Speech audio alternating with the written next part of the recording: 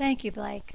The Pakistani American accused of a failed car bombing in Times Square is believed to have worked alone in the United States on the plot almost immediately after returning from a 5-month visit to his native land, authorities said on Wednesday.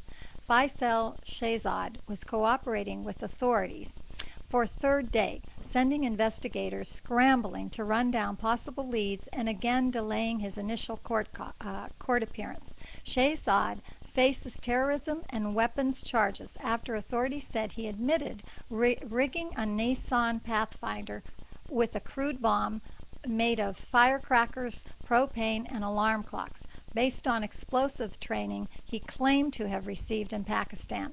Details emerged on Wednesday about his private life.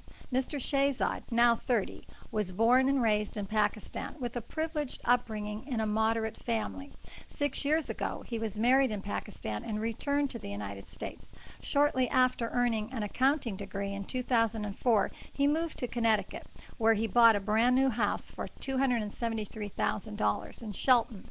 He was pursuing an MBA at the University of Bridgeport and on a visa for highly skilled workers was working as an operation analyst at Elizabeth Arden, managing accounts receivables.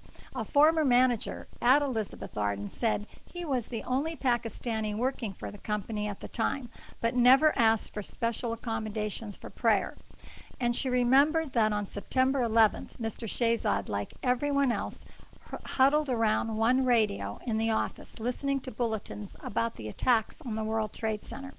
People that knew Mr. Shehzad said there was no sign of him being extremist or, for that matter, religious.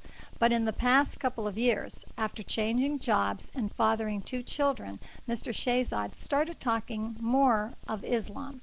People who knew them both in Connecticut and in Pakistan said he had changed in the past year or so, becoming more reserved and more religious as he faced what someone who knows the family well called their financial troubles.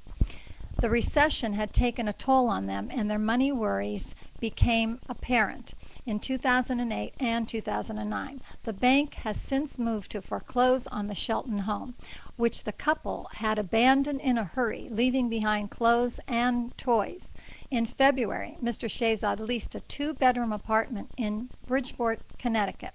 But last year, one Pakistani friend said he even asked his father, a retired high-ranking Air Force pilot in Pakistan, for permission to fight in Afghanistan. His father, now in his 70s, adamantly refused, according to a person familiar with the conversation, saying that he disapproved of the mission and reminded his son that Islam does not permit a man to abandon his wife or children. Family friends interviewed on Wednesday said that they believe that his father was in hiding in a city in western Pakistan, where the family had wheat fields. How, why, or where Mr. Shehzad became radicalized remains unclear, although Mr. Shehzad told interrogators that he was angry with the United States for its Predator drone attacks in Pakistan.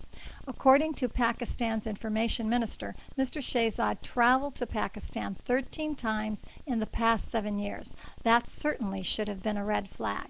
Back to you, Blake.